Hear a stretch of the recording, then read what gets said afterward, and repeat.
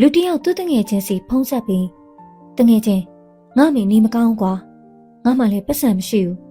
ဟုတ်ပြီတငယ်ချင်းမင်းကောင်ညကြတော့ဖုံးဆက်လိုက်ကွာကောင်းပြီလို့ဆိုကညပိုင်းကျဖုံးထက်ဆက်လိုက်တယ်သူဖုန်းကပိတ်ထားတော့သူ့ကိုကူညီနိုင်မဲ့တခြားတငယ်ချင်းစီထပ်ဆက်သွယ်ဖို့ကြိုးစားတယ်ဒါပေမဲ့ဘယ်သူမှအဆက်အသွယ်မရခဲ့ဘူး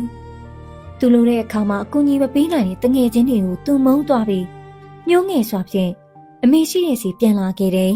။အမေနားပြန်ရောက်တော့စီးရီပြေထည့်ထားတဲ့အိတ်တလုံးကိုအမေကရင်ပေးမှတွေ့လိုက်ရတော့အခါဒီစီးရီဘသူယူလာလဲညီလေးလို့